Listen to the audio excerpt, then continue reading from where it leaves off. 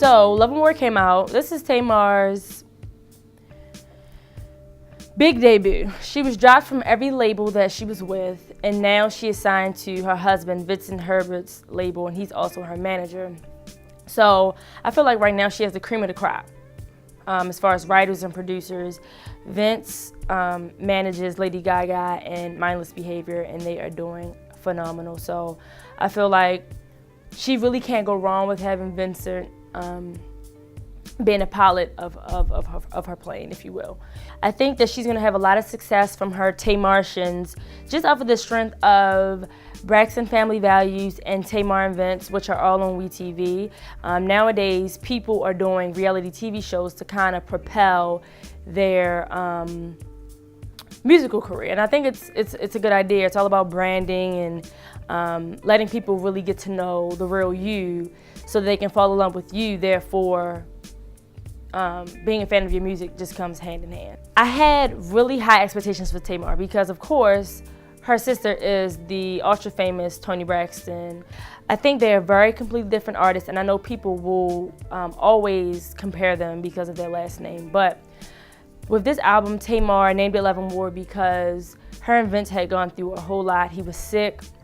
If you watch the TV show, they're always bickering and fighting, but at the end of the day, they always make up and they love each other. So on the album, it's a lot of up-tempo tracks, and I feel like because Tamar wants to put a stamp, she wants to do dance tracks and kind of up-tempo, so it's not a lot of ballads on there. It's very fun, poppy songs a little bit.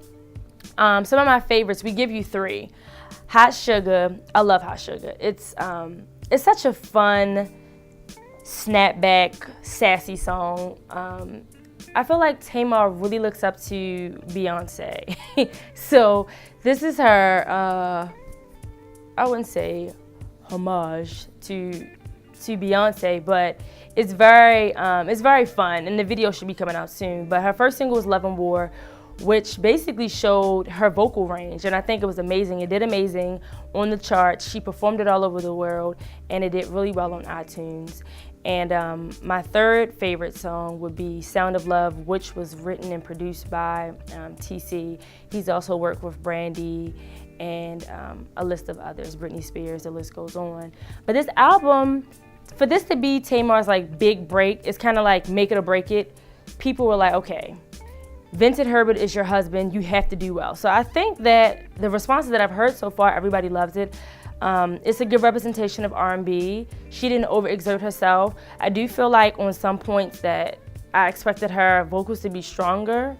But we'll see. I feel like Tamar has a career ahead of her. I'd be interested in seeing the sophomore album to see if she'll do any features, because she didn't have any rap features or anything. It was just strictly her, and she wanted people to take her very serious because she's very, I wouldn't say immature, but very, I don't know, she's the baby of the family, so she's kind of like bratty on the show. So I think she wanted people to take her really serious, so she didn't do any features, which was a good idea.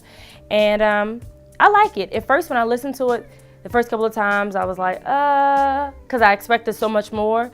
But as I sat with it for like a week or two, I'm beginning to love it even more. But let us know what you think. Hit the subscribe button at the bottom of the screen. Hit the like button. Make sure you retweet us, pass the word, all that stuff. Comment. I love talking to our followers on YouTube. It's very interactive, so if you disagree with me, that's okay. If you agree with me, let me know. Talk to me. This is your girl, Chanel Loren. Spread love.